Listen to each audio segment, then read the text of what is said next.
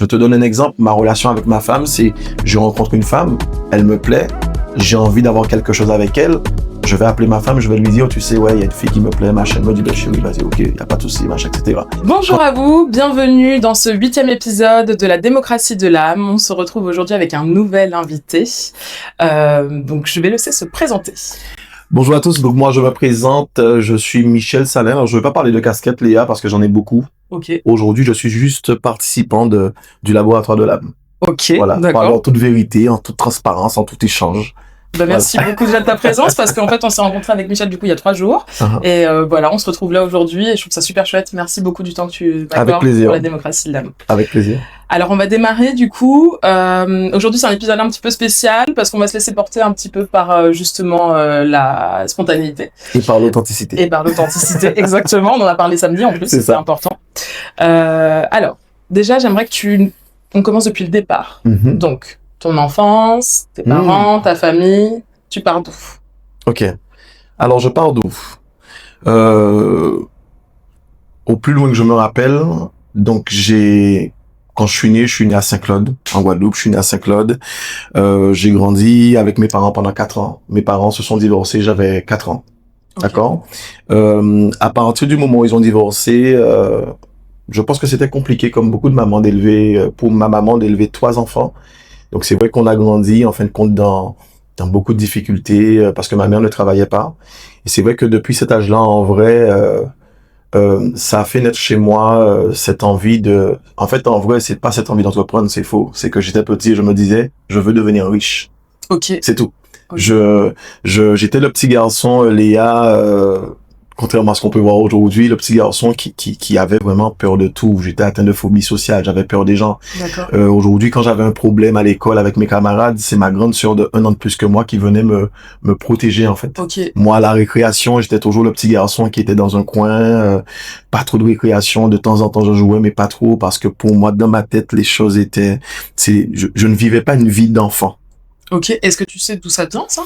Ben pour moi, c'était la dureté de ma vie d'enfant. C'est-à-dire que j'ai grandi dans une première étape de ma vie sans père. J'ai grandi qu'avec des femmes autour de moi. Okay. J'avais pas, en fait, nos conditions faisaient qu'on n'avait pas trop d'amis. On n'était pas des enfants qui partaient en colonie. On n'était pas des enfants qui avaient des amis de quartier autour de nous. Donc c'était cette notion de solitude un peu dans ma tête. Okay. Donc cette notion de solitude, ce sentiment aussi de rejet. Parce que c'est vrai que dans le milieu scolaire, on a toujours ce côté où on est apprécié, on est aimé par nos camarades parce qu'on a de belles chaussures, parce qu'on a un statut social, ce qui n'était pas mon cas du tout. Et donc c'était un peu cette forme de rejet où j'étais toujours un peu dans mon coin. C'est comme ça un peu que j'ai vécu la majorité de mon enfance. Ensuite, deuxième étape, c'est que quand j'ai eu mes 14 ans, 14 ans, c'est un peu l'âge où on commence à s'intéresser aux filles. Ouais. Ça arrivait un peu plus tôt quand même. Quand j'ai commencé à m'intéresser aux filles, c'était peut-être dans mon entrée au collège. Et à ce stade-là, j'étais encore super timide. Super timide, c'est-à-dire que Léa, je pensais à parler à une fille que j'étais en crise d'angoisse. Ok. Tremblement, je transpire, je pensais. Et je me rappelle qu'à mes 14 ans, et d'ailleurs j'ai une histoire sur ça, c'est que je me rappelle que je rentrais au collège. Et ma sœur était dans un groupe de danse, ma grande sœur était dans un groupe de danse. Et il y a une fille dans son groupe de danse que je kiffais de fou. Mais je la kiffais de fou. Okay. Je vais même pas dire son prénom parce que voilà. Et du coup, je me rappelle que ma sœur allait danser. Et moi, en vrai, j'en avais rien à faire de son groupe de danse. Mais rien que pour voir la fille, je dis, je vais t'accompagner. Et je passais des heures à la regarder danser. Tu vois. Waouh, okay. À la rentrée. Ça va être bizarre pour elle. À la rentrée, non, mais elle savait pas. Elle voyait parce pas que tu la regardais comme ça. Fallait surtout pas que je lui montre ça. Ok, ok. À la rentrée, je me rends compte que cette fille est dans la classe de ma sœur. Donc, à l'époque, je crois que j'ai 11 ans, 12 ans, timide comme pas possible. Alors, je dis à ma sœur, oui, je kiffe tellement cette fille-là et tout, machin, etc., machin. Alors, qu'est-ce que je fais? À mon âge, je fais une grande lettre d'amour. Et à la fin de la lettre d'amour, je mets, est-ce que tu veux sortir avec moi? Yes, ok. Du coup, je remets à ma grande sœur la lettre et je lui dis, est-ce que tu peux lui remettre ça pour moi? Mais à partir du moment où j'ai remis la lettre à ma sœur, stress de malade. Mais stress, tu peux même pas imaginer. Donc, Du coup, Qu'est-ce qui a déclenché ce courage? Excuse-moi, je te coupe, mais qu'est-ce qui a déclenché du coup ce courage? Parce que si tu dis que tu avais en plus l'habitude d'être dans un... ça faisait trop longtemps que je pensais à elle tout le temps. Ok. Pour moi, j'en avais marre de penser à elle, de ne pas savoir s'il y avait possibilité ou pas. Et j'en avais marre en fait. Et je me suis dit un jour, allez, lance-toi. Donc j'ai écrit cette lettre, mais dans l'angoisse la plus totale. Et donc du coup, j'ai remis à ma soeur la lettre à 7h. 7h angoisse. Donc du coup, chaque fois on se croise aux interclasses. Je lui dis, tu as remis la lettre? Elle me dit, non, pas encore. Je dis, mais dépêche-toi en fait. Remets la lettre et tout. Et puis elle me dit, ouais, je vais lui remettre la lettre là. La récréation, c'est à 10h. Et à un moment donné, donc chaque fois, à chaque interclasse, je suis stressé et la récréation arrive. Et là, je me dis, là, c'est bon, il a dû remettre le courrier. Donc pour moi, j'ai l'impression, Léa, que ma vie se joue là. Ok. Je me dis, ça fait des mois que j'attends et là, je vais pouvoir concrétiser quelque chose. Je n'avais aucune certitude, mais j'espérais. Et Léa, en fait, le truc, c'est que à un moment donné, je descends l'escalier, je me rappelle comme si c'était hier. Et je la vois, mais loin, on est vraiment loin. Je pourrais pas te dire quelle distance, mais on est vraiment loin. Et à un moment donné, nos regards se croisent. La fille et moi. Ok. Et elle me regarde, elle me dit, non! Oh non, sérieux? Quand ça se passe. Mais comment t'as dû ressentir un coup dans le cœur? Mais c'est total. Ah là là, mais total. Le stress, les tremblements, l'envie de pleurer. De te cacher. De me cacher. Mais j'ai été me cacher. J'ai été me cacher. Et ça veut dire que pendant un an, pendant bien un an, je crois même 2 parce que ça m'est arrivé en 6e. 6e, pas de petite copine du tout. 5e, fin 5e, ça a commencé. Et après, c'est en 4e que j'ai pété un câble. En 4e, j'ai pété un câble. Parce que qu'est-ce qui s'est passé? Il y avait une autre fille qui me plaisait. Là, on s'entendait super bien. Elle était dans ma classe. On se parlait super bien. Et je lui ai dit, il faut quand même que je teste parce que je vois qu'il y a moyen. Et le jour où je décide de lui parler, je la vois passer devant moi avec un autre gars, main dans la main. Je dis, oh punaise. Je m'attendais bien à ce que tu racontes ça, je sais pas pourquoi. Léa, ce jour-là, il y avait une forêt derrière chez moi.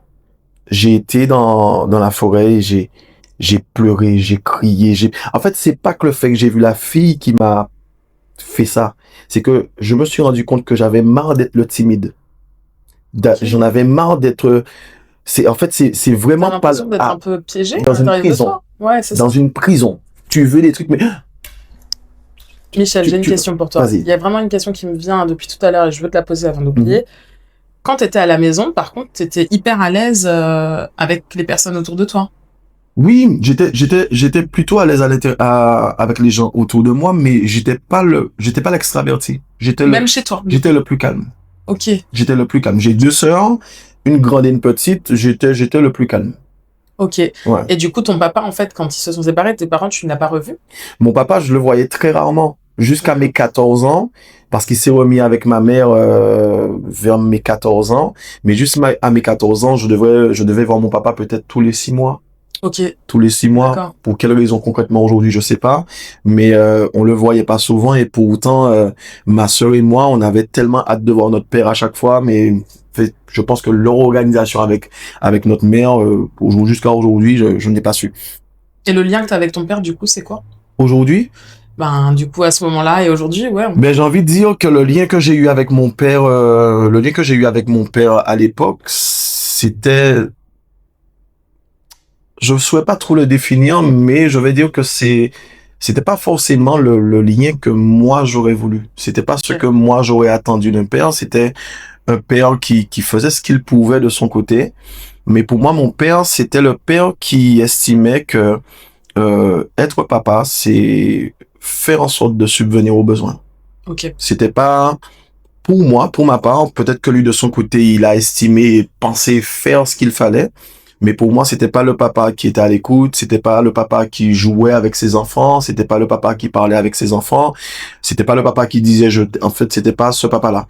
Et je me rappelle, du coup, je fais un petit pont rapidement, que justement, lorsque j'ai eu ma compagne à mes 16 ans et qui était l'une de mes premières compagnes sérieuses. On a eu 14 ans ensemble et d'ailleurs on a eu un fils ensemble. Ok.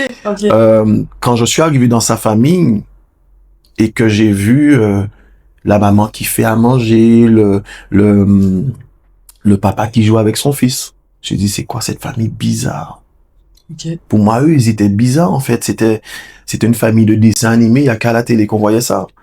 Et pour moi, c'était choquant, ne serait-ce que de voir un papa qui envoyait le ballon avec son fils. Moi, à l'époque, à ce moment-là, je me rappelle, je me disais, c'est eux qui sont bizarres. Et en vrai, quand je suis arrivé dans la famille de mon ex-compagne, aujourd'hui qui est mon ex-compagne, ben, j'ai pris des claques. J'ai pris des claques parce que j'avais 16 ans et c'est là que je me suis rendu compte, c'est à ce moment-là que je me suis rendu compte que ma vie était difficile. Avant tout ça, pour moi, tout ça, c'était normal. Est-ce que du coup, si on fait un parallèle, on parle d'amour, d'une forme d'amour qui n'était pas montrée? Tu parles de quoi? Tes parents par rapport à toi, du coup, quand tu vois cette famille-là, est-ce que tu as eu la sensation de rentrer dans un foyer plein d'amour Oui, c'est ça. Et que toi, t'as pas été dans ce foyer-là? Voilà, c'est ça. Okay. C'est-à-dire que pour moi, la façon dont je vivais avant ça, c'était normal. C'était normal. C'est-à-dire que des souffrances pour moi que je vivais, en fait, la vraie souffrance, je l'ai eue à ce moment-là. Parce que tu sais, un enfant entre 0 et 7 ans, tout ce qu'il voit, c'est normal et c'est là qu'il crée ses croyances, fondations. Tu vois, donc, de 0 à 7 ans, pour lui, tout ce qu'il voit, c'est normal. Si un enfant de 0 à 7 ans voit sa mère se faire battre, pour l'enfant, même s'il va pleurer par rapport au bruit et tout ça, mais pour lui, c'est normal. Parce que c'est là qu'il va créer toutes ses croyances. Et moi, dans mes croyances, dans ce que j'avais, pour moi, c'était ça. Par exemple, je me rappelle pas je dis pas que ça n'existe pas, mais moi, je n'ai aucun souvenir et j'ai une très bonne mémoire qu'on se soit assis ensemble à table pour manger une fois. Okay, je n'ai pas ce genre de souvenir-là. Ouais. Je n'ai aucun souvenir. Et pour moi, on n'en a pratiquement pas eu de Noël joyeux, de Noël tout court. Donc pour nous, Noël, c'est Noël, on regardait les autres ouvrir leurs cadeaux. Nous. Ok, et du coup, tu connais un peu l'histoire de tes parents? Je connais l'histoire de mes parents, en fait, je connais ceux qu'ils ont voulu nous raconter. Et là, pareil, et c'est qu'en grandissant que j'ai compris que, en fait, mes parents m'ont donné ce qu'ils avaient. Et tu penses pas qu'ils ont essayé de faire mieux un peu? Parce que moi, je suis convaincue qu'à chaque génération, à chaque fois, on essaye de faire un peu mieux que ce que les parents ont fait. Mais oui, forcément, parce que je sais, par exemple, en fait, je sais que ça a été, pas entrer dans les détails parce que c'est leur vie, ils ont pas forcément envie de savoir. Mais moi, quand j'ai analysé que ce soit mon père ou ma mère, c'est-à-dire que moi, j'ai analysé que ce qu'ils nous ont donné, c'était mieux que ce que leurs parents leur avaient donné. Ok. C'est-à-dire que ils ont fait ce qu'ils pouvaient avec ce qu'ils avaient. C'est-à-dire que, encore une fois, dans mon appréciation personnelle, et je trouve et je pense que j'étais le plus sensible des 3 enfants. J'étais le plus sensible des 3 enfants. Et sur le moment, en fait, le fait d'avoir connu quelque chose de différent, j'en ai souffert. Mais dans mon analyse, que ce soit ma mère ou mon père, oui, je suis convaincu, et en fait, je suis convaincu des données, parce qu'ils ont vécu des choses vraiment dures, qui nous ont donné beaucoup mieux que leurs parents. D'accord. Voilà. C'est important, je pense, parce que c'est vrai qu'on a tendance parfois à trouver ça difficile, la relation avec nos parents, ce qu'ils nous ont donné, les blessures aussi que ça apporte avec. Mais c'est vrai que moi, j'essaye souvent de me dire que bon, les parents ont fait quand même mieux que leurs parents. Oui, c'est ça.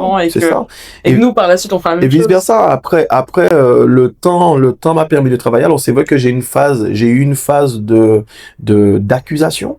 J'ai eu cette phase d'accusation de dire à cause de maman, à cause de papa, normal, etc. Et voilà. Et la phase de la maturité m'a permis de comprendre que déjà, c'est bien, ton concept s'appelle laboratoire de l'âme. Et moi, pour moi, je suis vraiment focalisé sur l'âme. Et je me dis, mon âme a choisi ces parents-là pour que j'apprenne ce que je devais apprendre et pour que je devienne ce que je deviens. Parce qu'il y a tellement de choses qui ont conditionné de faire ce que je fais. Et mes parents, pour moi, peu importe ce qu'ils m'ont donné, ont été mes meilleurs formateurs, mes meilleurs coachs, mes meilleurs mentors. À leur manière. Ok? Donc, c'est la compréhension que j'ai eue et c'est comprendre en fin de compte que il n'y a pas de mal. Le mal, c'est ce que tu as défini qui est mal. Ok? Certaines personnes vont avoir une vie difficile et vont le prendre comme prétexte pour faire des actes qui ne rentrent pas dans ce qu'ils font. D'autres personnes vont se dire, je vais l'utiliser pour une force. Moi, aujourd'hui, c'est le fait de connaître la souffrance qui me permet de parler à la souffrance. Parce que j'aime cette phrase qui dit que ce sont les personnes qui ont le plus souffert qui ont la plus grande capacité de soigner les autres. Oui. Ça te parle? Ok. Complètement. Okay. Donc aujourd'hui, même si j'en parle parce que c'est une histoire et c'est mon histoire, mais j'ai beaucoup de gratitude pour cette histoire-là. Aujourd'hui, quand je sais ce que je suis devenu, je changerai rien. Ok. On va revenir du coup en arrière parce que tu étais en train de nous raconter l'histoire. Exactement. Puis moi je dérive et puis je vis comme ça. Aucun problème. Donc du coup... On arrive au mercredi où j'étais dans la forêt. Mais non, attends, bah non, parce que tu m'as dit ta compagne 16 ans quand t'es arrivé dans la famille. Ah non, attends, tu veux nous expliquer entre les deux? Oui, parce que en fait, on a fait le pont parce que là, j'étais en train de dire le mercredi où j'étais pleuré dans la forêt, qu'est-ce qui s'est passé après? Donc vas-y. Ok, vas-y. Parce que moi, je te partis déjà sur la Donc voilà, j'ai pleuré, j'ai crié et tout.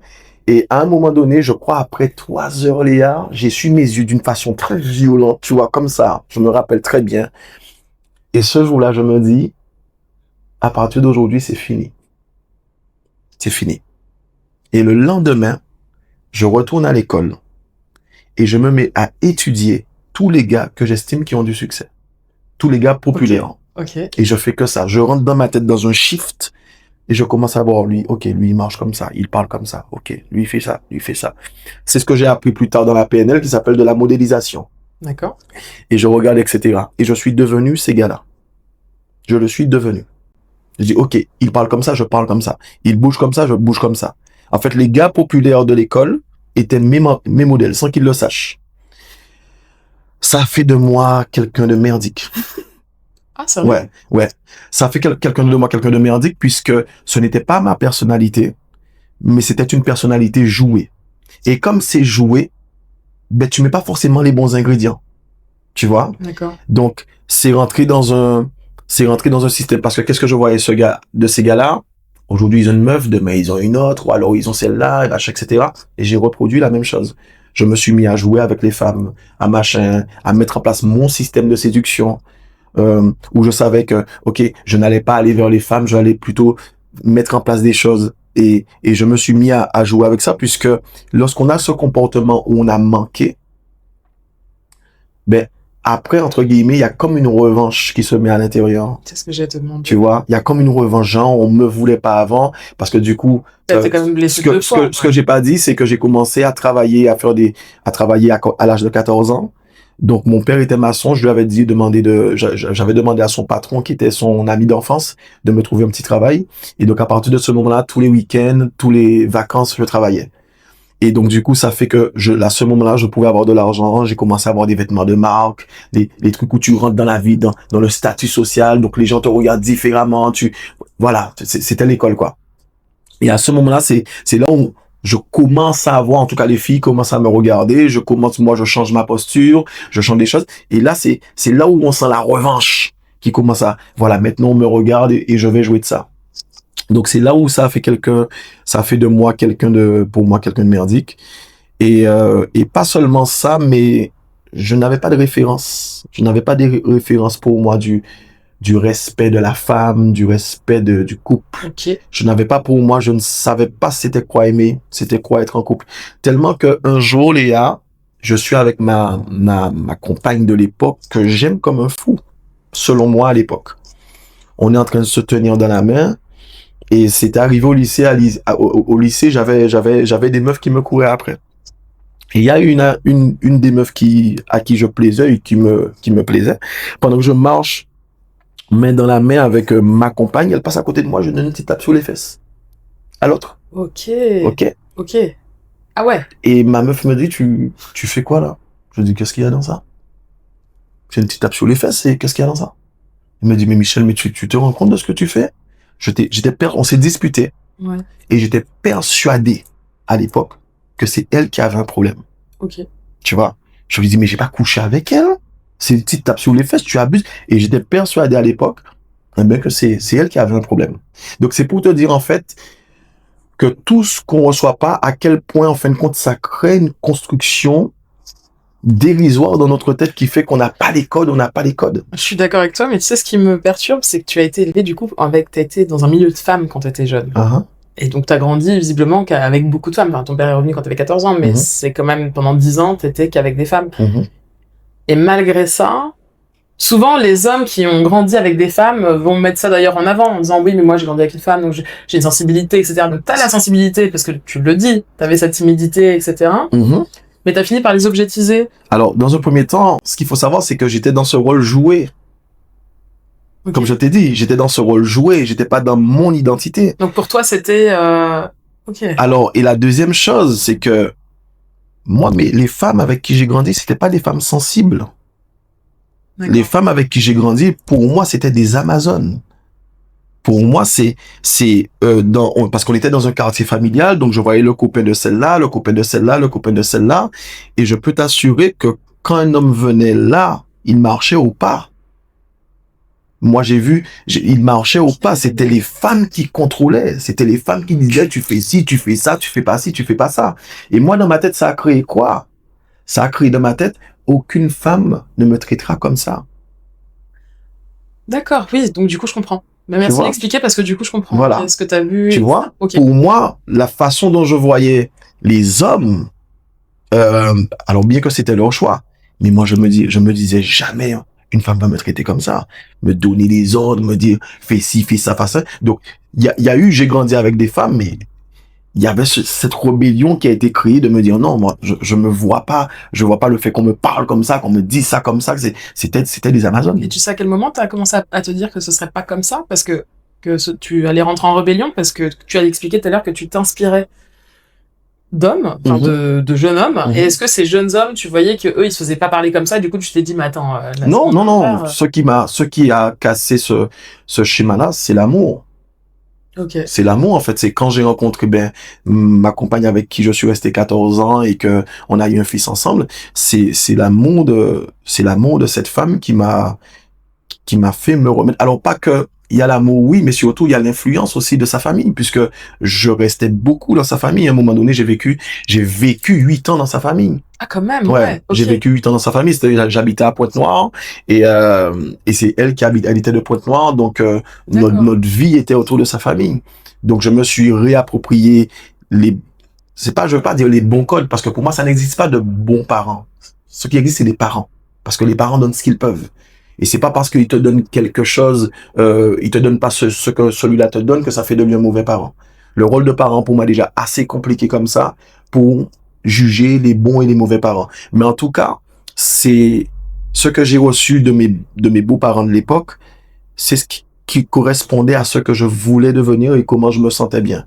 À côté de ça, j'en parle comme ça aujourd'hui, mais à l'époque, c'était une frustration pour moi aussi. D'accord. J'en ai fait des dépressions d'ailleurs, parce que je suis arrivé dans cette famille qui pour moi était une famille parfaite à l'époque. Moi, c'était une famille, même aujourd'hui, quand je pense à eux, pour moi, c'est une famille parfaite parce que c'est des gens que j'ai jamais vu se disputer, toujours se respecter, toujours discuter, etc. Et moi, je me sentais pas à ma place. J'étais content d'être avec eux, mais j'avais l'impression que... Un peu l'imposteur? Non, pas l'imposteur, mais que ce sentiment que je n'étais pas mieux qu'eux. Qu'ils étaient meilleurs que moi, que j'étais toujours le moins bon. Et c'est vrai que quand, par exemple, j'avais des disputes avec mon ex-compagne, elle, dans son discours, elle manquait pas de me le faire sentir ou de me le dire. Tu vois, tu es comme ta famille, tu vois, parce qu'elle connaissait ma famille, t'es comme ta famille. Et elle connaît ton histoire. Elle connaît mon histoire. Donc, c'est vrai que il y avait ces phrases qui revenaient et qui faisaient que même si j'étais content d'être avec eux, par exemple, c'est avec eux que j'ai connu les plus beaux Noëls. Les plus beaux Noëls, c'était avec eux parce que eux, c'était vraiment ce cocon familial et c'était le Noël vraiment qu'on rêve aux Antilles. C'était le Noël rêvé aux Antilles, que tous les voisins se mettent ensemble, après on se prend dans les bras. C'était vraiment ça, en fait. Et j'ai ressenti ça tout au long de cette relation, et raison pour laquelle cette relation a été compliquée aussi, parce qu'il y avait un gap monumental entre ce que j'ai vécu, ce que j'ai reçu, et ce qu'ils étaient et ce qu'ils avaient reçu. Et donc, j'avais l'impression, moi, que je me battais constamment pour être à leur niveau. En fait, même pas pour être au niveau je parle même pas de mes beaux-parents de l'époque, mais c'est surtout de ma compagne.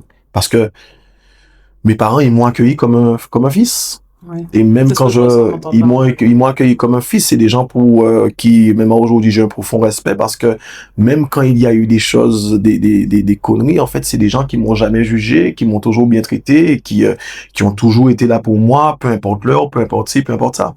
Donc, mais c'est le sentiment de, même si je me bats, je suis jamais à la hauteur. Ok.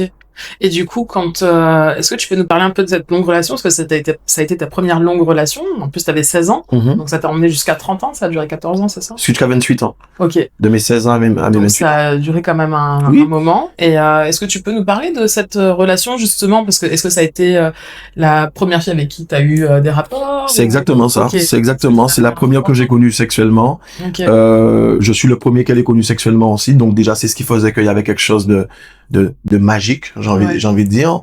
Ouais. Pour moi, c'est la première femme qui m'a aimé pour ce que j'étais vraiment. Parce qu'elle connaissait mon histoire, elle connaissait ma famille, elle venait à la maison, etc. Et je vais te dire les choses clairement, c'est quand j'ai connu cette femme, c'était une femme extraordinaire. Alors, elle est toujours extraordinaire, mais pour quelqu'un d'autre. Mais extraordinaire dans la mesure où rempli de générosité. Je me rappelle que, par exemple, on avait toujours des devoirs, il fallait des devoirs à l'ordinateur. Des fois, elle allait dormir à 2 heures du matin parce qu'elle faisait ses devoirs et mes devoirs. Ok. Au départ, je n'avais pas prévu que c'était... pour moi, au départ, c'était un flirt. C'était un flirt au départ. On est au lycée, on est arrivé au lycée. Donc, j'arrive au lycée. Alors, je suis plus dans la même énergie que quand je suis rentré au collège parce que je suis arrivé au collège avec ma précarité. Les filles ne me regardent pas. Mon arrivée au lycée était totalement différente. Là, direct, je rentre dans mon statut social. J'ai mes vêtements de marque, des nouvelles filles, machin. On n'est plus dans le collège du quartier. On est vraiment dans le lycée à Saint-Claude où il y a des filles de Capesterre, des filles de vieux habitants, des filles de ci, de ça. Et entre guillemets, j'arrive dans ce lycée où des filles me regardent, des filles m'abordent, des filles ci, etc. Et parmi toutes ces filles, il y a elle que moi je vais vers elle. Donc c'est pas elle qui est venue vers moi, c'est moi qui vais vers elle. Et au départ, je pense que pour elle non plus, c'était pas quelque chose de sérieux, c'était bon, c'était une distraction, on est là, machin, etc. Et cette relation compliquée sur la majorité des choses, et honnêtement compliquée je dis toujours que dans un couple, il y a toujours 50% de responsabilité. Mais dans cette relation-là, j'assume beaucoup plus de responsabilité parce que mon instabilité était flagrante. Instabilité émotionnelle. Par exemple, je vais pas le dire. Je vais pas le dire parce que du coup, je n'ai pas envie que peut-être possiblement ça heurte sa sensibilité à elle. Mais je l'ai beaucoup trompée. Okay. D'accord. Okay. Parce que je suis au lycée, parce que le succès, quand je dis le succès, la popularité plutôt. Non, mais en fait, du coup, t'étais jeune, en fait. Voilà, la popularité. En plus, j'ai connu le sexe avec elle. J'ai dit, ah ouais, c'est ça le sexe. Après, boum.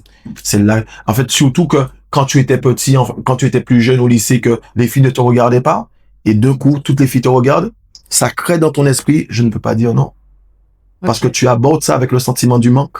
Ok. Tu vois? Oui, donc, quelque part, il y a sorti le truc, ouais, mais je peux pas dire non. Mais ça, je t'en parle maintenant, mais c'est des années plus tard que j'ai analysé tout ce que j'étais, et que j'ai compris, tu vois? Bien sûr.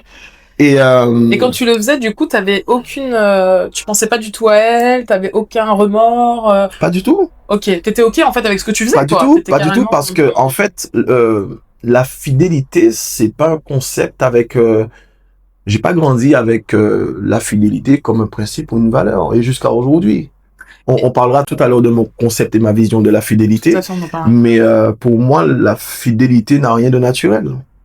Ok. C'est intéressant parce que après, on sait que sociétalement, c'est ce que tu dis, même si les gens ont du mal à l'entendre, c'est une réalité. On n'est pas à la base, on n'est pas qu'avec une personne en tant qu'être humain. Donc, oui, je comprends tout à fait. Mais on reviendra du coup là-dessus après. Ouais, c'est ça. Et donc, ok, du coup, t'as fait tout ça, t'avais pas de remords? Non, j'avais pas de remords et je me rappelle même que mon esprit de l'époque, c'était, je fais ça, elle le découvre, ça clash. Je me rappelle que le lundi, je me dis, c'est la dernière fois que je fais ça. Regarde, ma meuf, elle pleure, moi, ça me rend mal, ça m'oblige à m'excuser, ça, machin. C'est la dernière fois, je trompe plus jamais ma meuf. le vendredi, c'est foutu. Ok. T'es animé par tes pulsions, finalement, un peu. Ce n'est même pas une question de pulsion, c'est une question de vide affectif. Tu vois? Ça veut dire que le vide affectif, déjà, il est là de toute l'enfance. Il y a un gouffre. D'accord? Mais ça veut dire que je suis rattaché, par exemple, à cette femme et inconsciemment, j'attends beaucoup d'elle. J'attends d'elle, inconsciemment, qu'elle me donne ce que je n'ai pas reçu. Mais ça, je te dis ça avec mon métier que j'ai appris par la suite. Mais c'est ça. Tu vois? Oui, mais sur le moment, oui. Pour moi, tu fais pas assez. C'est tout. Comme te dit, j'avais 16, 18 ans, etc. Et du coup, ce n'est même pas là, cette notion de sexe ou de quoi que ce soit. C'est cette notion, j'ai besoin de me sentir aimé. OK? Donc, à partir du moment où une fille, même qui me plaisait pas, va me témoigner de l'intérêt, je prends. Voilà, c'était ça en fait. Donc, pire encore dans la mesure où, ben, ce qui est naturel, on est fâché parce qu'elle vient d'apprendre. Donc, du coup, elle rentre dans cette période de foi. J'ai pas envie de te parler, OK, mais pendant qu'on est en période de foi. Bah, du coup, oui, mais t'as encore ce manque. Moi, je suis pas nourri, là. Ouais, c'est ça. Donc, c'est comme si instinct de survie, il faut que j'aille chercher. Parce qu'il faut que je me sente bien. Ok. C'était ça, en fait. Je vois. Donc, du coup, pas nourri, quand il y a des périodes de froid, voilà, t'as besoin, du coup, tu recherches l'amour ailleurs. Mais en vrai, il y a une question qui me vient, c'est que si t'es resté autant d'années avec elle, est-ce que c'est par dépendance affective? Avec le recul, énormément. Ok. Avec le recul, dépendance totale. Est-ce que tu pourrais expliquer un petit peu, justement, pendant, du coup, toutes ces années, la dépendance affective, ce qu'elle faisait chez toi, ce que ça crée, etc. Avec le recul, en plus, maintenant. Mais la dépendance affective, je vais la résumer très rapidement avec le recul, c'est que aujourd'hui, à un moment donné, on sentait que ça collait plus entre nous. On sentait que ça collait plus entre nous parce que on était différents, parce que la flamme qui nous animait au départ, mais j'ai envie de te dire ça, on l'a peut-être ressenti depuis la 4e année. La 4e année, on a senti que voilà, ça, quand le lycée s'est terminé, il y avait déjà beaucoup de casseroles déjà. Parce que les années lycée ont été compliquées, tu vois. Mais c'est juste le fait d'imaginer rompre avec la personne, ça te met dans un état pas possible. Ça te met dans un état pas possible. Donc, en fin de compte, cette dépendance affective te met dans cet état-là, mais non seulement ça, c'est que ça rentre quelque part dans une autodestruction, ça rentre dans une attente massive parce que, en fait, tu es sans cesse en attente. Donc, comme tu es sans cesse en attente, tu es sans cesse frustré. OK? Et c'est là que tu vois, en fin de compte, que, en vrai, il y a une attente qui est tellement énorme que, à ce moment-là, tu sais que, et pour les couples que j'ai accompagnés aujourd'hui, c'est destructeur. C'est destructeur, la dépendance affective, parce que, en fait, elle nous donne l'illusion qu'on aime la personne. Mais en fait, on n'aime pas la personne. On aime ce qu'on ressent lorsqu'on est avec la personne. Et on sait qu'on n'aime pas la personne parce que quand la personne n'est pas là, soit on veut la remplacer, d'accord, ou soit on est mal. Okay. On est mal parce que on pense qu'on est mal parce que la personne n'est pas là, mais on est mal parce que la personne n'est plus là pour nous faire ressentir ce qu'on veut ressentir. Mais tu sais, comme t'as une liberté vis-à-vis de côtoyer d'autres personnes, etc. Pourquoi est-ce que du coup, parce que tu sais, il y a beaucoup ce truc où on se dit les hommes, avant de lâcher la branche, veulent toujours retrouver une branche. Pourquoi est-ce que t'as pas fait ça? Est-ce que tu l'as fait? Peut-être que tu l'as fait, je ne sais pas. Parce que ça s'est passé 14 ans après. Ok. Ça s'est passé 14 ans après, mais parce que, en fait, tout ce que je recevais des autres, je voulais le recevoir d'elles. J'ai envie de te dire pour la simple et bonne raison que l'amour, si on peut appeler ça comme ça. Je pense que c'est de l'amour. C'est une forme d'amour. Mais en fait, il y a de toute façon de l'amour. C'est-à-dire que l'amour n'est pas, comment dire ça? L'amour n'est pas inexistant. Il y a une base d'amour, mais qui est surdosée de beaucoup de dépendance, de blessures, de traumas, de tout ça. Il y a toujours une base d'amour, en fait. Tu le sens que pour ma part, en tout cas, tu le sens quand tu fais l'amour avec la personne, justement. Mais c'est ça. Tu sais quand tu couches avec une personne et quand tu fais l'amour avec une personne, tu sais comment ton corps le ressent. Ouais. Donc, il n'y a pas que la dépendance. Mais la dépendance vient justement prendre naissance lorsqu'il y a amour. Alors, c'est intéressant qu'on parle d'amour parce que dernièrement, je parlais d'une théorie que j'ai de l'amour, mais bon, on en parlera. Ouais, ça m'intéresse. On en parlera après. Ouais. On en parlera après. Mais oui, il y a toujours cette notion d'amour et pourquoi je l'ai pas fait? parce que ce que je ressentais pour elle, je l'ai jamais ressenti, en tout cas sur l'instant T, je le ressentais pas pour les autres que je voyais. T'avais pas cette intensité, en fait. Il y avait pas cette intensité. Et malgré que tu parlais de la flamme qui a quand même diminué, même au bout de 4 ans. Tu te rends compte la contradiction qu'on ressent? Après, je pense aussi que on confond l'amour avec beaucoup de choses. Parce qu'il y a aussi des fois l'habitude. Il y a des fois l'habitude, la peur de recommencer, la peur de redécouvrir une autre personne. Et des fois, en fait, on peut être dans une relation où on ne se sent pas bien. On n'a pas envie de redécouvrir une autre personne, on n'a pas envie de reprendre, de recommencer. On a nos habitudes, on a nos repères, on a nos... Ok, tu vois ce truc, on te dit, tu sais ce que tu laisses, mais tu sais pas ce que tu trouves. Et puis surtout, nous en tant qu'hommes, en tout cas, moi je vais parler en mon nom. C'était moi, l'une des choses bizarrement qui me retenait, c'est que c'était terrible pour moi d'imaginer, ok, je vais la laisser, mais un autre homme va coucher avec elle. Parce que c'est incroyable. Je suis le seul homme. C'est top, ouais, bien sûr. Je suis le seul homme qu'elle a connu. Et je me dis, ouais, mais ça veut dire que le visage. Comme si tu la possèdes. Oui, c'est ça. Le visage qu'elle fait quand qu'elle me fait l'amour, les mots qu'elle dit, elle va faire ça avec un autre homme. Et ça, ça me mettait dans une angoisse totale. C'est bien que tu parles de ça. Parce qu'en fait, je me retrouve à parler avec différents hommes de l'infidélité. Et en fait, ils ont ce truc-là à chaque fois, que eux, ils peuvent être infidèles, mais si leur femme a le malheur... Mais c'est pas du tout pareil. D'aller ailleurs. Oui, mais alors moi, tu vois, j'essaie de comprendre, parce que je me dis, mais attends, on est des êtres humains. On prendra le temps de te détailler tout ça. Vas-y. Ça, c'est mon domaine, ça. Ok. Ouais. Mais carrément, avec plaisir. Ouais. Mais là, on va où, là? Je sais pas, c'est toi qui choisis. Eh ben... On prend la direction. On prend la direction. Donc, comme tu m'avais demandé de parler de cette relation-là. Donc, en fait, cette relation-là a duré, par exemple, elle a duré 14 ans. On a eu un fils ensemble. Là, pareil, quand notre fils est arrivé, je me rappelle que elle, c'était pas une nouvelle joyeuse pour elle.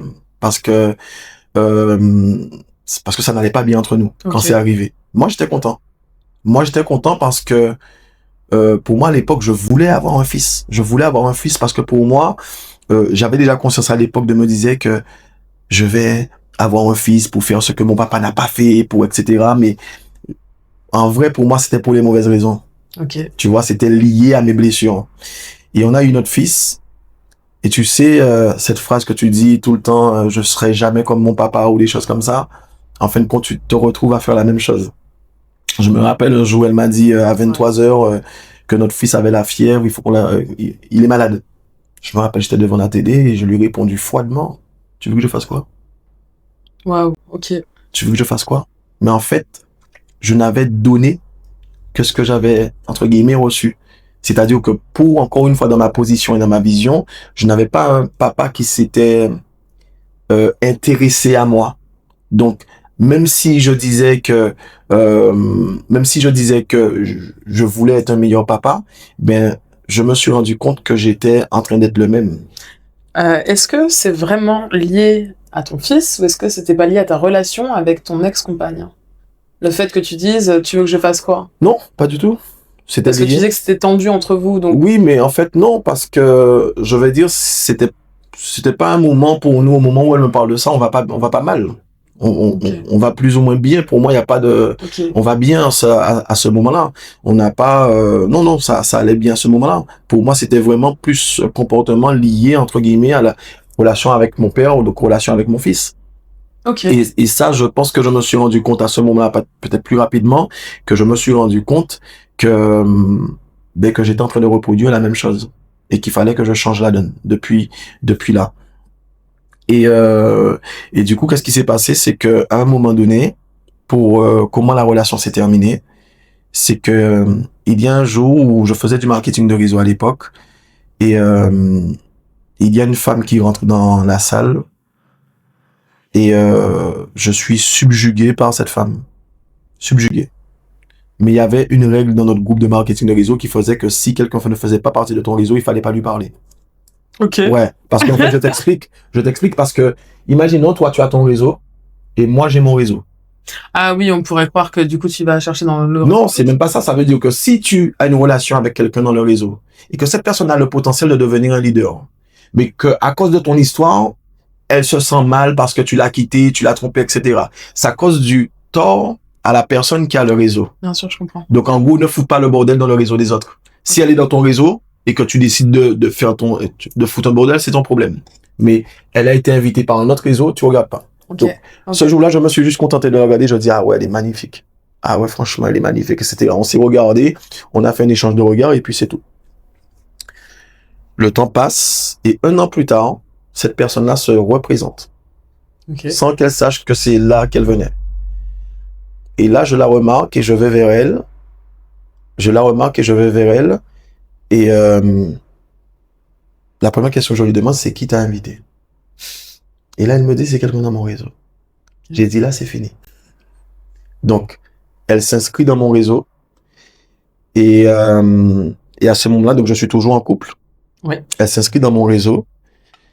Et du coup, à ce moment-là, on s'échange des regards. Et moi, je me rappelle à l'époque, il y avait moi, j'avais recruté une fille qui avait recruté une fille et elle était en 3e position. Et à ce moment-là, je dis aux 2 filles, poussez-vous, je vais m'occuper d'elle. Parce que je voulais être en contact avec elle. Bref, je la fais courte, à un moment donné, je décide, l'histoire serait drôle, Léa, l'histoire serait drôle, mais bon, ça ferait trop long à raconter.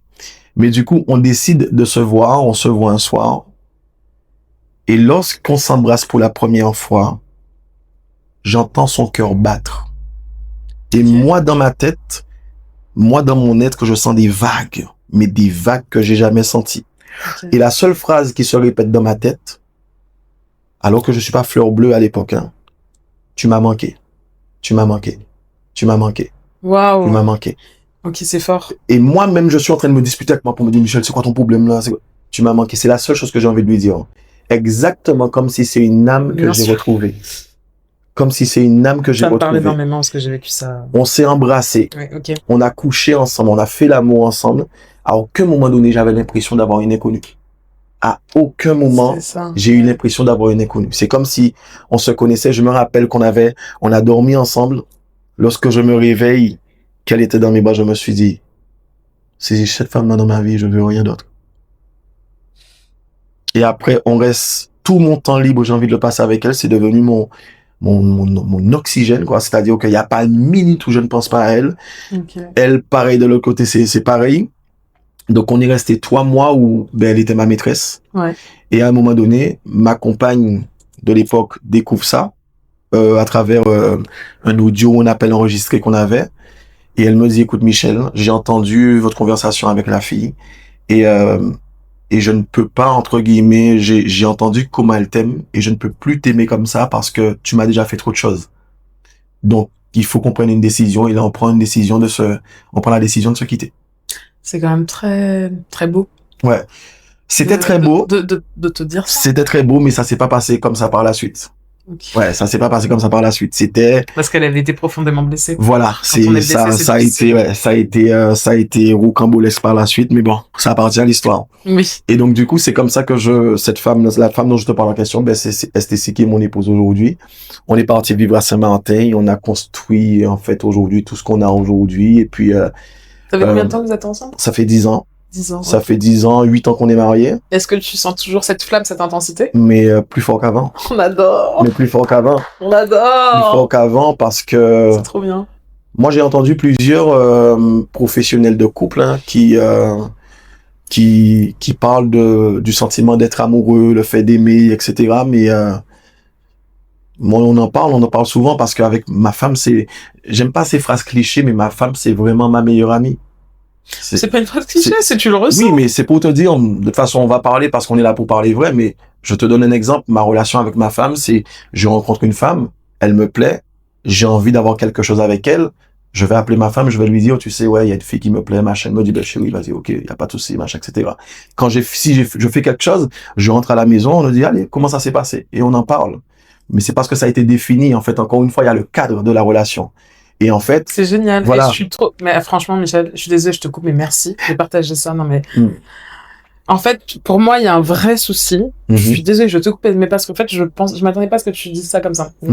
C'est qu'en fait, pour moi, ce qui est le plus important, c'est de se parler, c'est de se dire la vérité. Et les gens, ils ont pas compris. Ton couple, tu le détruis par le mensonge. Mais si tu dis la vérité tout le temps, si tu dis que voilà machin, eh ben, tu vois, ça rend. Moi, pour accompagner des couples, c'est totalement vrai ce que tu dis. Parce que 97% des couples qui sont détruits, c'est le mensonge. Tu vois, avec ma femme, la veille de notre mariage, je lui ai dit, demain, on va faire des promesses devant le maire, il y aura nos familles et je pourrais pas ne pas dire non, pas ça, non pour ça, non pour ça. Alors ce soir, je vais te faire ma promesse et tu sauras que c'est ça, cette vraie promesse-là. Alors ce que je te promets, c'est de te donner le meilleur de moi chaque jour. Mais ce que je ne peux pas te promettre, c'est la fidélité. Si je te promets fidélité, notre mariage part sur un mensonge. Alors moi, j'ai des questions. Bien sûr. Donc, en fait, est-ce que vous vous êtes mis des règles quand même dans le fonctionnement, c'est-à-dire déjà te protéger, totalement, doute, la base. Est-ce que tu rentres quand même chaque soir à la maison dormir avec elle? Totalement.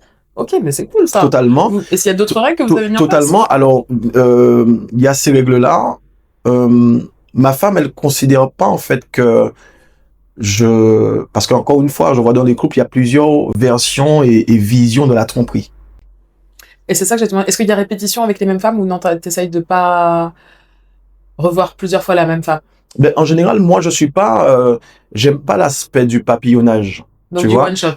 Non, pour moi, non, pas du tout. Pour moi, si par exemple, imaginons, il y a quelqu'un qui me plaît, s'il y a quelqu'un qui me plaît, je vais en parler avec ma femme. On va en discuter. Et elle me dit, ok, c'est ok. En général, il y a jamais de raison où elle me dit c'est pas ok. D'accord? Mais pour moi, ça va être plus une relation, plus que j'ai envie de dire quelque chose de ok, va tirer un coup, va t'amuser. D'accord, donc ça veut dire que tu as ta relation avec ta femme et que quand tu rencontres une autre femme, tu peux créer une relation avec cette autre femme. Oui. Et c'est pas mélangeant pour toi en termes d'émotions Non, parce que pour moi, en fin de compte, tout... Alors, encore une fois, l'avantage, je dis pas ça parce qu'on parle à un grand public, Léa, mais c'est mon métier. Mon métier, c'est la gestion des émotions, c'est mettre les choses à leur place, c'est communiquer. Donc, aujourd'hui, je sais, je connais les mots, les trucs. En fait, j'ai la capacité de classer les choses. Ça veut dire que, par exemple, si, imaginons, il y a cette décision-là, mais il y a la décision que l'autre aussi sache, que l'autre femme qui vient aussi sache où est-ce qu'elle met les pieds, comment ça se passe, etc., qu'elle parle avec ma femme, etc., parce que, en soi, et je le parle avec des hommes et des amis ou des choses comme ça, je ne fais que verbaliser ce que beaucoup d'hommes cachent. On est tellement d'accord. Tu vois? Mais bien sûr. C'est exactement ça la différence. Et je vois aujourd'hui, quand je vois comment mon couple fonctionne avec ma femme, en fait, je sais pas si on peut avoir une plus belle relation de couple que ça. Peut-être qu'il y en a, mais aujourd'hui, ce qui fait mon bonheur et qui te fait me dire que je suis super amoureux de ma femme, c'est que, et les gens peuvent trouver un paradoxe, on dit, tu es amoureux, tu vas voir ailleurs, mais ça encore, c'est notre débat, on va en parler. Oui. Mais en fait, c'est que la puissance que ma femme m'apporte, Léa, c'est que avec elle, je suis 100% moi.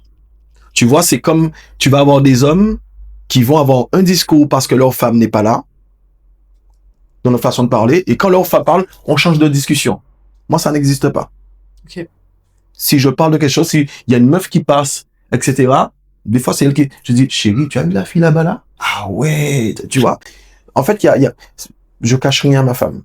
Ça me vient une question. Est-ce que tu lui autorises à vivre ça, elle aussi, de son côté? Alors, c'est intéressant parce que tout le monde me pose toujours cette question-là. Bien sûr, parce que en fait, pour moi, ça veut... Alors, il y a plusieurs étapes. On va parler de la première étape. Si un jour, ma femme me dit, chérie, j'ai envie d'aller voir ailleurs, on va en discuter. Discuter le pourquoi. En vrai, je n'ai aucun pouvoir sur ce que ma femme a le droit de faire. On est complètement d'accord, merci. C'est un être humain, elle a le droit de le faire. Maintenant, dans mon choix, tu choisis la personne qui correspond à tes critères. Et ça veut pas dire que parce que moi je n'approuve pas forcément parce que je fais, tu fais. Tu dois faire parce que tu en as envie. Oui, on est d'accord. Parce que c'est ton besoin. C'est ça, mais donc, c'est l'envie. À partir du moment où c'est ton besoin, tu as le droit parce que moi je suis la personne que, tu sais, pour moi la règle du bonheur, ma règle du bonheur, c'est fais ce que tu estimes que tu as besoin de faire pour que tu sois heureux. Si tu es heureux, si ta femme est heureuse, alors vous serez un couple heureux. D'accord? Je vais dire que, je sais pas si c'est un code de triche que j'ai pris. Je vais le dire comme ça. Mais c'est-à-dire que, initialement, l'une des raisons qui m'a fait me dire que ma femme, c'est quelqu'un avec qui j'ai envie de me marier parce que j'étais contre le mariage, c'est parce que elle, je te donne un exemple, elle était en couple quand je l'ai rencontrée également. On a couché ensemble le samedi soir. alors que j'étais en couple et qu'il y avait aucune promesse de rien du tout, il y avait pas de déclaration, rien du tout. Le lundi, elle m'a dit, je suis plus avec. Donc c'est sa loyauté, sa fidélité. Elle m'a dit, Michel, je ne peux pas coucher avec 2 hommes. C'est pas possible. Okay. Alors que, j'ai envie de te dire, le gars, c'était son copain. Oui, mais du fait qu'il y a eu rupture vis-à-vis de l'homme avec qui elle était et même vis-à-vis d'elle, elle me dit, je peux pas. Donc, quelque part, en tant qu'homme, et il faut le dire ouvertement, quelque part, moi, ça me conforte. Et même aujourd'hui, parce qu'on en parle, parce que je sais que moi, mes besoins sont pas les mêmes besoins qu'elle, mais il y a pas une semaine, je lui dis, est-ce que il y a un moment donné, parce qu'on parle très souvent de ces choses-là, où tu as eu envie d'aller voir ailleurs, ou etc. Elle me dit, Michel, ça me dit rien. J'en ai aucune envie, en fait. J'ai reposé la question. Si elle en a envie et qu'elle le fait, comment tu réagis? Est-ce que c'est OK pour toi? Ben, j'ai envie de te dire quelque part, si je réponds à la première question, c'est OK par obligation. C'est obligé d'être OK pour moi. Par rapport à ce qu'elle me permet d'être, je peux pas me dire qu'elle me permet d'être ça. Et moi, naturellement, en tant qu'homme, j'aurais préféré que ça n'arrive pas. Okay. D'accord? J'aurais préféré que ça n'arrive pas. Mais je n'ai pas le droit. Et je n'ai pas le droit non seulement de l'en empêcher, mais je n'ai pas le droit d'avoir un mauvais comportement avec ça. Parce que ça, c'est un problème avec moi-même.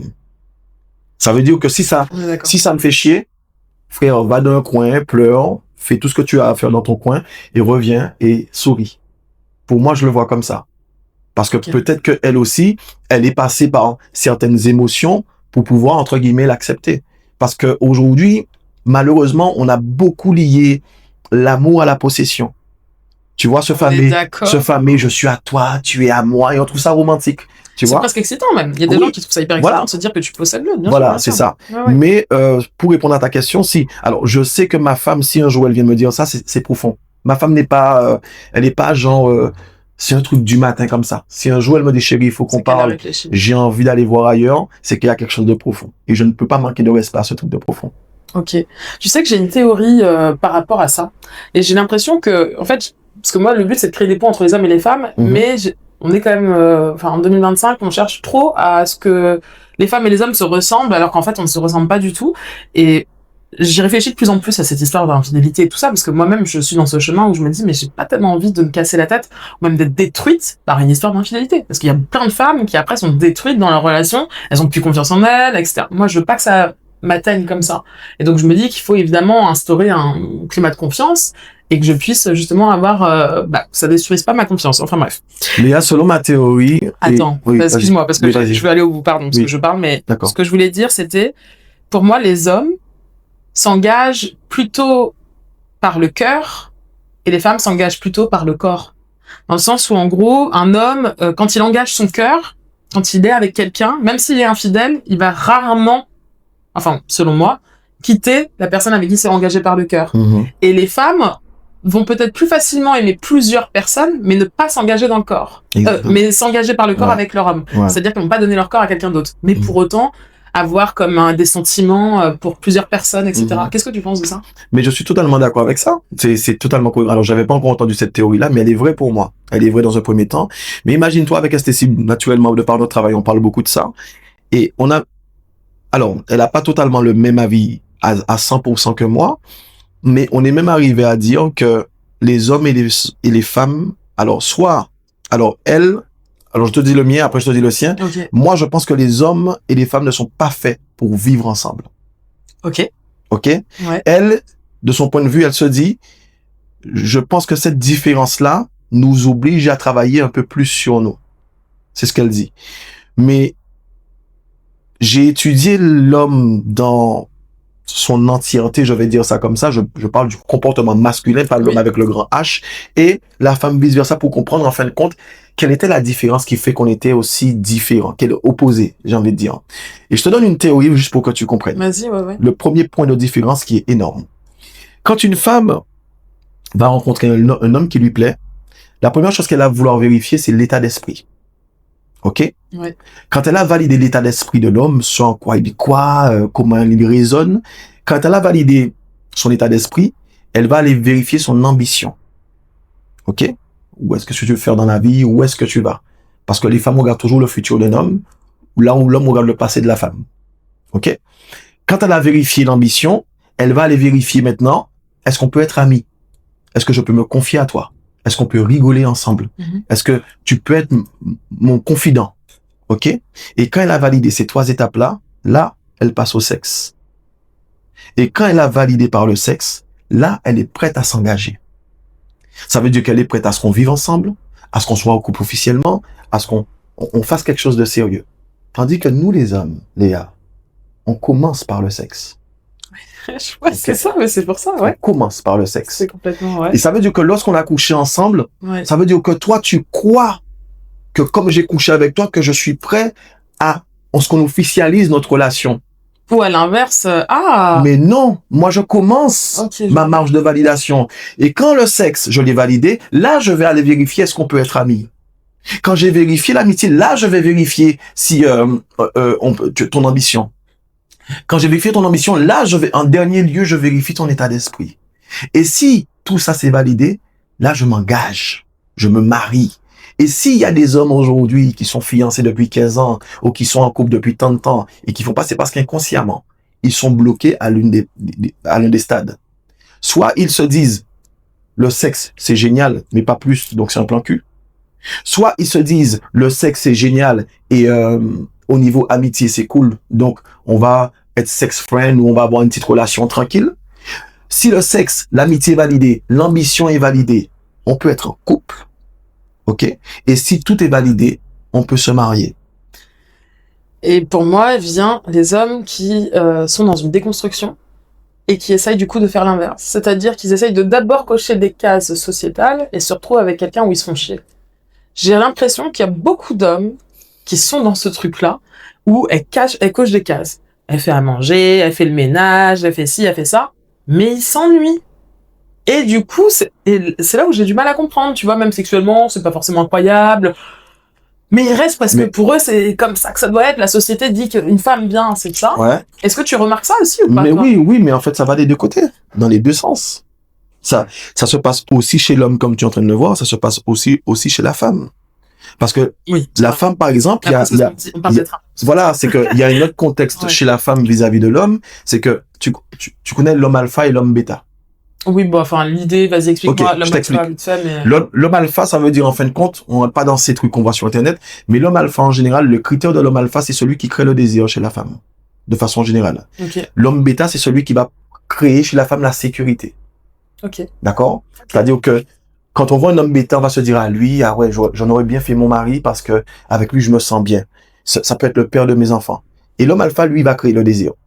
Lui, c'est le désir, on a envie de tirer un coup avec lui, mais sans plus parce que on voit que c'est un chien, quoi. C'est un gars, machin.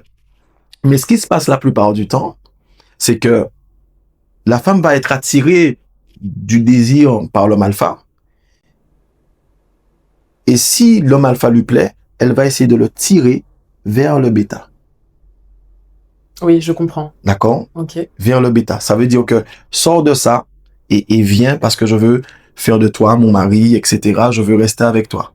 Et le problème, c'est que lorsque l'homme bascule dans l'homme bêta, il apporte la sécurité, mais il n'est plus désirable. Et du coup, ça, c'est embêtant pour lui aussi. Et ça, c'est embêtant pour lui, et ça devient embêtant pour la femme. Donc, c'est pour ça que, alors, il y a plusieurs raisons à ça, mais ça veut dire que on se rencontre, on vient de se rencontrer, Léa, on couche ensemble tout le temps. Matin, midi, soir, machin, etc., etc. Donc, ça, il y a notre phénomène primitif qui explique ça, mais c'est-à-dire que peu à peu, plus on devient sérieux dans notre relation, on devient mûr dans notre relation, eh bien, moins la femme va désirer l'homme parce qu'il est plus alpha, il est bêta. OK? Donc là, c'est là on va entendre des couples qui font l'amour, par exemple, une fois par semaine ou une fois par mois, où on n'a pas le temps, où j'ai mal à la tête, ou toutes ces choses-là, parce que là, et c'est comme ça que une femme, par exemple, va être tentée de tromper, parce que du coup, le désir revient en fin de compte de notre homme alpha. Maintenant, il y a l'autre partie où, lorsqu'on se rencontre tous les deux, on est parti dans la partie émotionnelle tous les deux, où on se dit, on est beau, tu es belle, tu es le meilleur, t'es la meilleure, t'es génial, etc. Donc, on est tous les deux dans l'émotionnel. Et à un moment donné, la femme quitte l'émotionnel pour aller dans le rationnel. Bon, Michel, c'est gentil, t'es bien mignon, mais maintenant, concrètement, ça fait quelques mois qu'on est ensemble, concrètement, qu'est-ce qu'on fait? Quoi? On vit ensemble, on machin, etc. Donc, la femme, elle, part de le rationnel parce qu'elle veut le concret. Mais nous, les hommes, et je le dis très fort, on reste de grands gamins. Parce que nous, on reste dans l'émotionnel tout le temps. Faut nous dire qu'on est beau tout le temps, qu'on est grand tout le temps, qu'on est fort tout le temps. Faut nous rassurer, nous faire des câlins, nous dire ci, nous dire ça. Et ce qui se passe, c'est que comme notre femme rentre dans le rationnel, donc il y a plus personne dans l'émotionnel. Et lorsque notre femme va venir dire, Michel, t'es beau, hein? Ah? Mais ma femme ne me dit plus ça. Et là, c'est là, en fin de compte, que on est tenté de se dire, en fin de compte, eh ben, ma femme ne fait plus ça. Ma femme ne dit plus ça. Donc, la nouvelle va m'intéresser.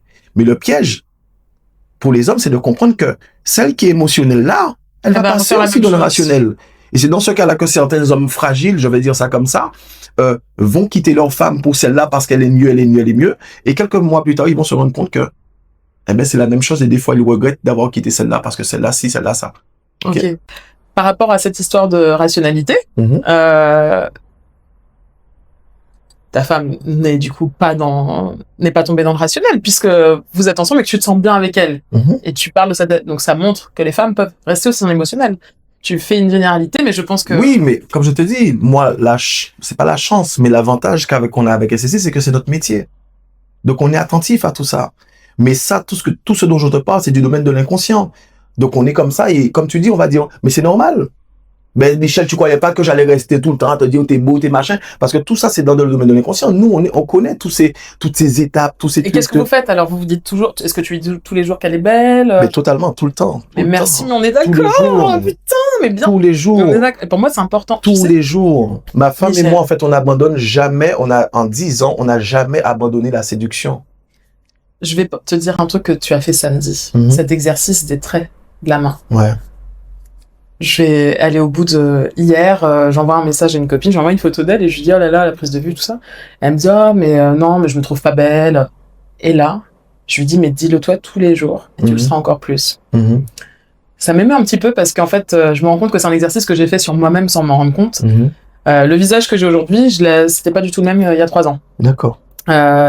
J'étais moins belle, je trouve, en tout cas il y a 3 ans, mais j'ai commencé à me dire tous les jours que j'étais belle dans le miroir.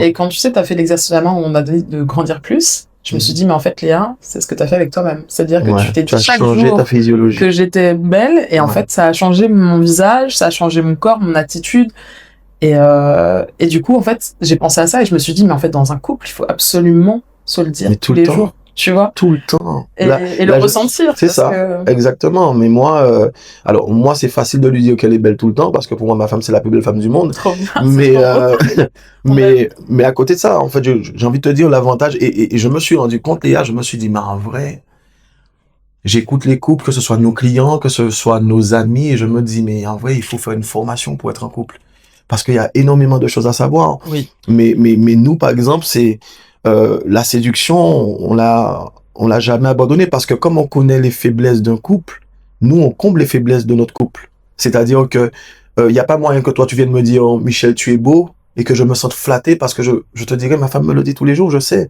tu vois. Moi pareil de mon côté, il y a pas quelque chose que ma femme peut dire ah mais mon mari ne me dit plus ça. En fait, tout ce qu'il faut entendre, je lui dis, tout ce que je dois entendre, elle me le dit parce qu'on connaît entre guillemets les paramètres. La notion de la fusion dans le couple, la différenciation après, l'interdépendance, l'indépendance. En fait, c'est des choses qu'on connaît et qui nous permettent... En fait, notre couple, dès le départ, a toujours été un laboratoire. Notre couple a toujours été un laboratoire de tester, de comprendre lorsqu'on a un problème là, comment on réagit, qu'est-ce qui se passe, comment on devait réagir. Toi, c'est quel profil? Par exemple, STC, c'était la femme au départ, que quand il y a un conflit, ses émotions coupent sa parole.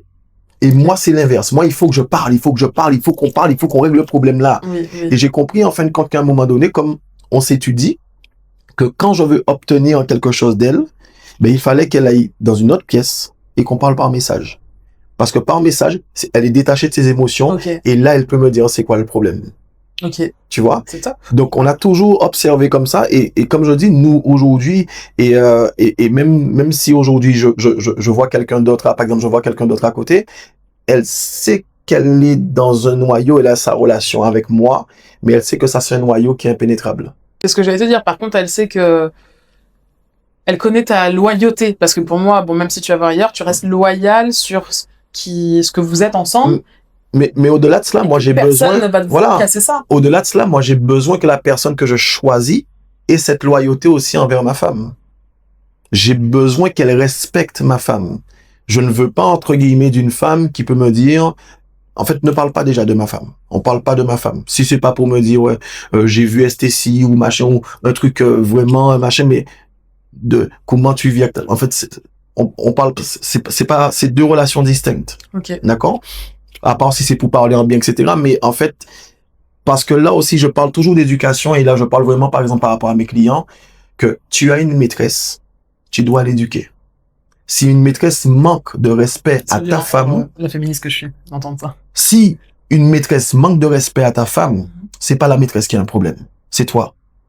Parce que si la maîtresse, si tu avais la posture qu'il fallait, ta maîtresse n'aurait pas voulu penser manquer de respect à ta femme. C'est vrai. C'est parce qu'il y a une faiblesse chez toi, de choses que tu as racontées comme beaucoup d'hommes qui font l'erreur de dire je suis avec toi parce que j'ai des problèmes avec ma femme.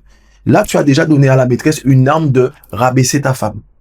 Et ça, pour moi, c'est, on rentre dans cette notion de mensonge encore, etc.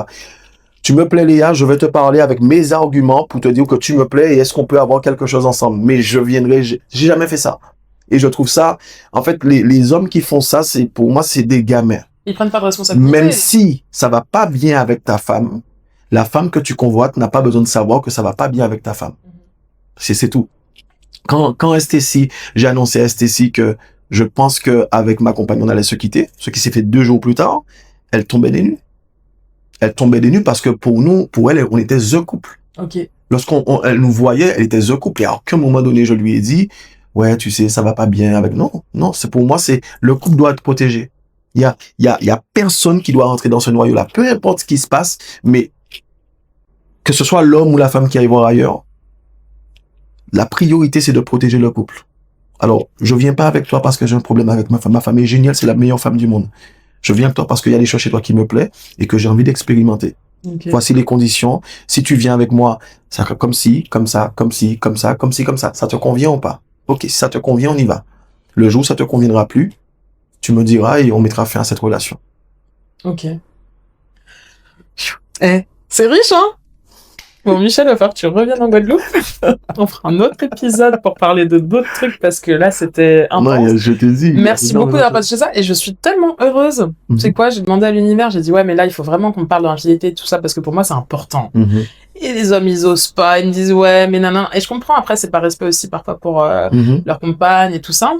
Mais je trouve que c'est pourtant un sujet qui est qui existe, quoi. Purée, c'est tous les jours. On vit sur une île, on sait à quel point on est dans un système de tentation. Les femmes sont magnifiques, les hommes sont très beaux. Mais je n'aime pas faire de généralité. Enfin, tu vois. Je n'aime pas faire de généralité parce que je pense quand même qu'il y a des exceptions. Les exceptions existent toujours. Mais bien sûr. Mais les personnes qui sont fidèles, c'est des personnes qui n'ont pas le choix. Ouais. Les hommes, excuse-moi, les hommes. Parce que pour les femmes, c'est facile. Les hommes qui sont fidèles, c'est des hommes qui n'ont pas le choix. Si un homme est sollicité souvent, un jour, il va craquer. Bien sûr. Il y a toujours des exceptions. Oui, mais bon. de façon générale, la fidélité pour moi, c'est pas je ne vais pas voir ailleurs. La fidélité pour moi, c'est que je suis convoité, mais je choisis. Et puis tu dis la vérité. Et puis dire la vérité. Et pour moi, aujourd'hui, le fléau des couples, encore une fois, on en a parlé, c'est pas l'infidélité, c'est pas le fait d'aller voir ailleurs, mais c'est la vérité, surtout, comme je dis, alors, je suis avec STC m'autorise et me permet de faire des choses comme ça, mais il y a un travail aussi de communication et de toujours rassurer. Et de ne pas rassurer quand elle demande de rassurer. Quand elle te demande de rassurer, c'est déjà trop tard. Parce que ça veut dire qu'elle a peur et installée. Oui. Mais mettre en place, parce que, tu vois, c'est comme si les gens vont voir que tu roules en Lamborghini et ils vont juste dire, waouh, Michel a de la chance, tu vois. Il roule en Lamborghini et tout. Mais ils n'ont pas vu que je cumule 3 boulots pour la payer. Tu vois? Donc là, pareil, il y a plusieurs choses pour moi qui va avec cette vérité. De dire, ok, chérie, je veux aller voir ailleurs et je t'en informe. Et moi, c'est mon mode de fonctionnement. Quelque part, j'ai envie de dire, on peut pas imposer à sa femme une autre femme. Quand, par exemple, son souci, c'est comment on va payer les factures à la fin du mois. Ouais. C'est une étape pour moi. Pour moi, comme ça, j'en parle avec des potes, je dis, tu as ta famille. Je vais pas dire mets ta famille à l'abri, c'est-à-dire attends d'être millionnaire ou pour ça. Non, c'est pas ça. Mais fais en sorte que ta famille, que ta femme soit bien dans sa féminité, dans sa féminité. Parce qu'après, c'est un autre débat, mais pour moi, une femme dans sa féminité, c'est pas une femme qu'on demande de gagner de l'argent. Ok, bon, tu reviendras pour ce débat-là. Tu vois? Ouais. Parce que, en fait, le concept de gagner de l'argent, d'avoir des résultats, c'est purement masculin. D'accord? Nous, en fait, on vibre par le fait de gagner. Une femme, elle va chercher à gagner parce qu'elle a besoin. Parce qu'elle en a besoin. Et pour moi, entre guillemets, c'est-à-dire que tout ce qui va avec la féminité qui fait qu'une femme peut l'accepter, tu peux pas demander, tu peux pas, en fin de compte, ta femme se pose la question, elle, comment on va se payer les factures, tu lui dis, ok, on a des difficultés financières, mais je vais voir ma maîtresse ce soir. Ça n'a pas de sens. En fait, c'est quelque chose pour moi que oui, il y a la vérité, mais en fait, ça va avec des étapes. Ça va avec des étapes. Comme tu as vu, quand j'ai dit la première année, j'ai gagné 19,95 €. C'était pas du tout le moment. Il n'y avait pas de place pour ça. C'est ça. C'était la place de la construction. Mais de la consolidation, les fondations, exactement. Que ce soit bien... Voilà, c'était pas le moment pour ça. Carrément. Ça aurait été un manque de respect que je lui dis, chérie, on est dans la galère. Et est-ce que tu avais envie de ça même? Mais non, parce que mon esprit était préoccupé par ça. Mais j'ai envie de te dire quelque part, et en même temps parce qu'Estécie était la personne qui faisait en sorte que je me sente bien. Mais ça veut dire que si la personne qui est en face n'a pas forcément la présence de soutenir, parce qu'aujourd'hui, tu as des femmes qui vont traiter leur mari de loser, mais parce que il apporte pas ce qu'il faut. Ben si aujourd'hui, même dans les moments les plus brocs que j'ai eu, j'ai envie de dire ça, j'ai toujours vu dans les yeux de ma femme que j'étais un super-héros. Donc du coup, c'est ça justement qui m'a donné l'énergie d'y aller.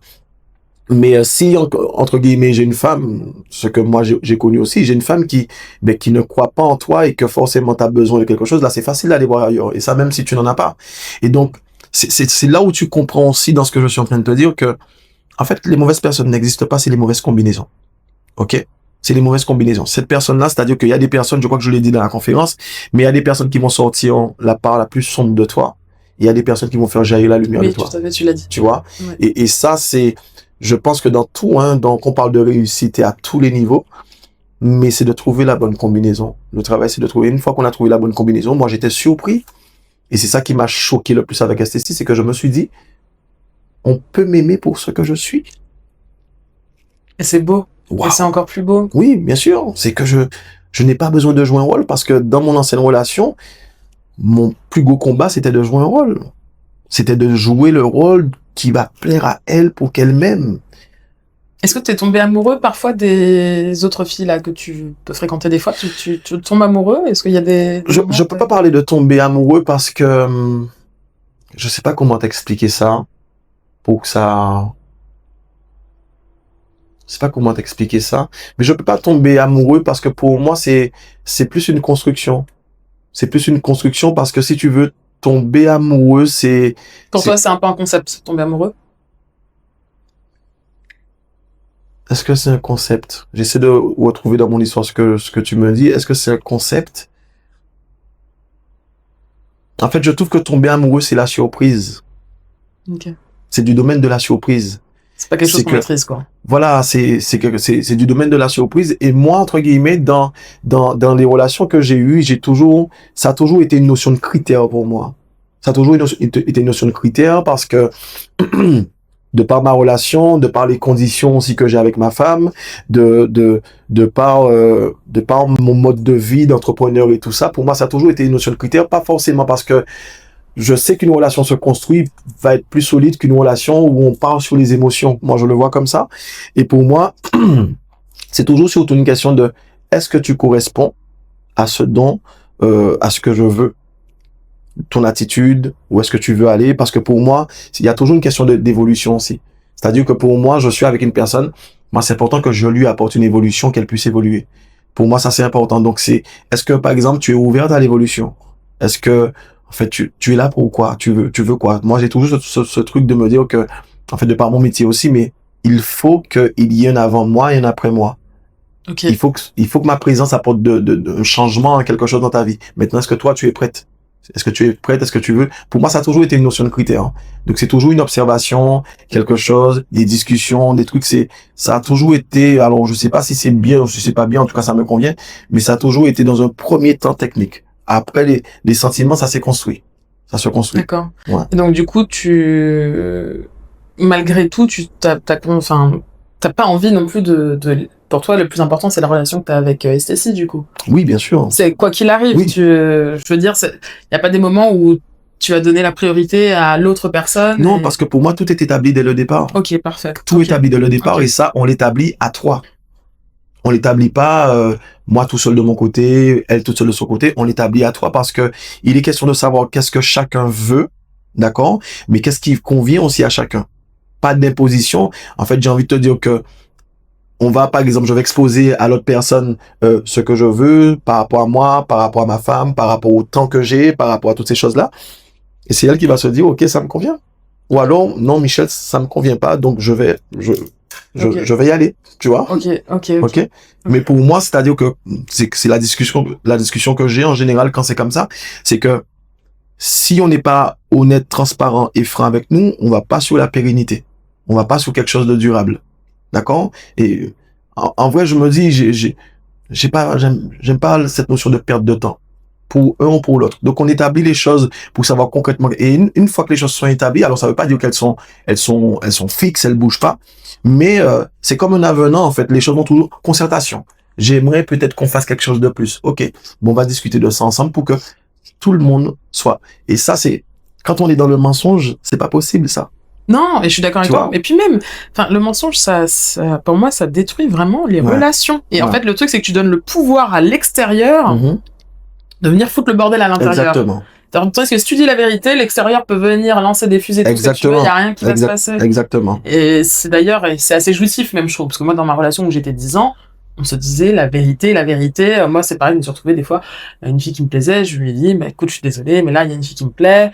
Même si je n'ai pas été jusqu'au bout, j'avais besoin de lui dire parce que je me disais, mais en fait, je veux pas que qui que ce soit, d'autres déjà lui disent, et viennent foutre le bordel. Et je veux qu'on se soit, pour moi, c'est une décision, c'est une discussion qu'on doit avoir ensemble. Comment elle se ressent, etc.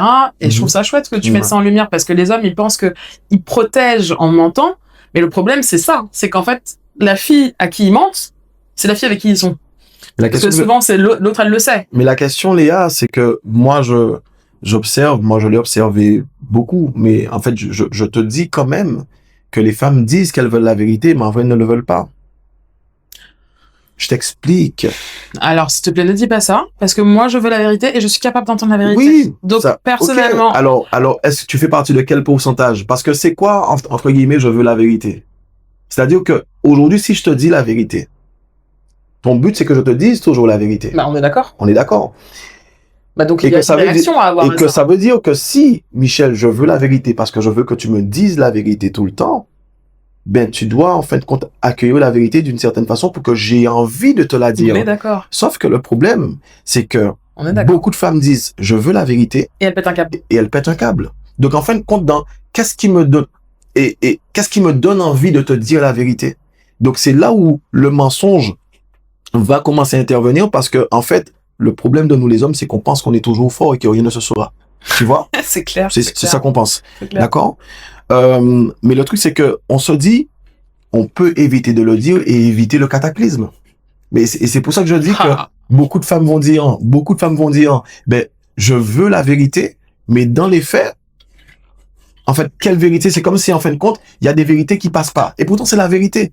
Donc, ça veut dire que moi, c'est comme je parle à des amis, je dis, ok, si je dis, par exemple, que je veux la vérité, il y a quelque chose qui m'énerve.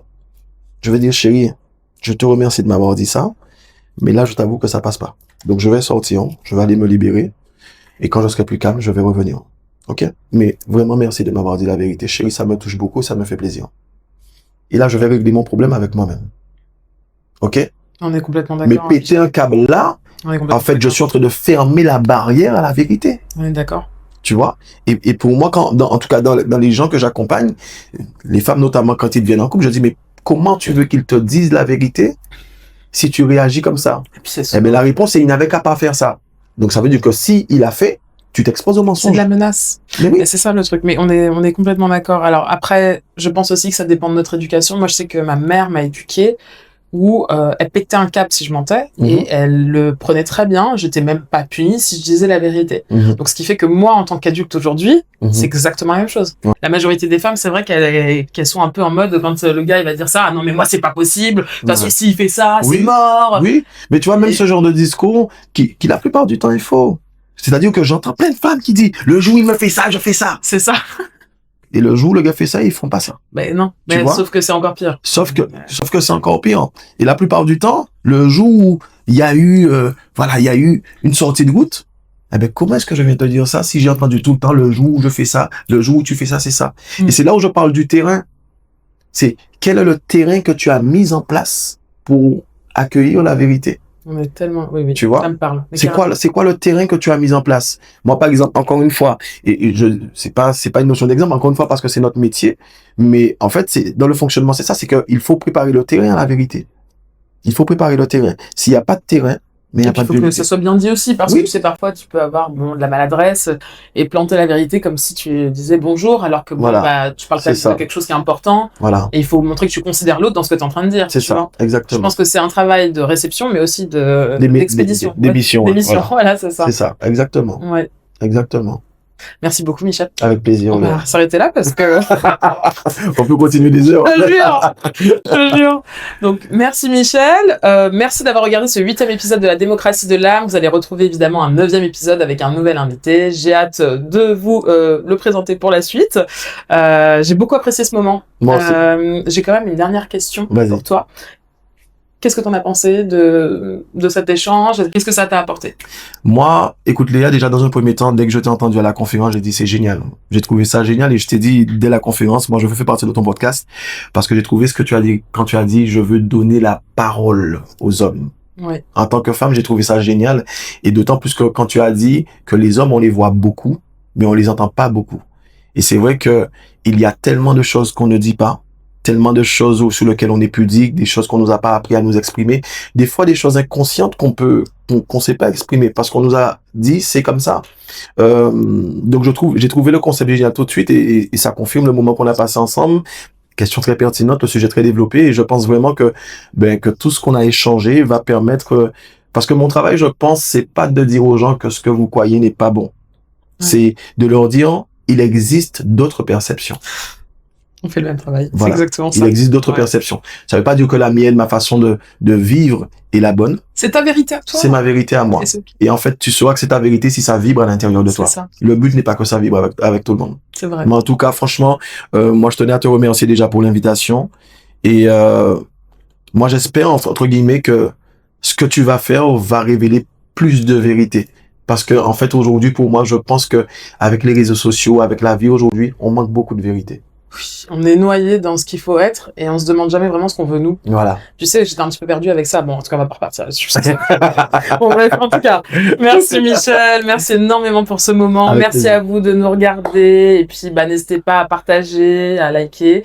L'Instagram, c'est laboutdelame__ Guadeloupe. Voilà. Prenez soin de vous. À bientôt. Bonne journée. Allez, bye bye. Yes. Merci. Merci d'avoir écouté cet épisode de la démocratie de l'âme. J'accompagne les hommes et les femmes pour un épanouissement durable, individuel et collectif. Si cet échange a résonné pour vous, je vous invite à le partager, à en parler autour de vous, à semer, vous aussi, des graines de dialogue dans vos relations. Et si vous êtes un homme et que vous souhaitez venir parler ici, le micro est ouvert. À très bientôt pour un nouvel épisode et d'ici là, prenez soin de votre âme.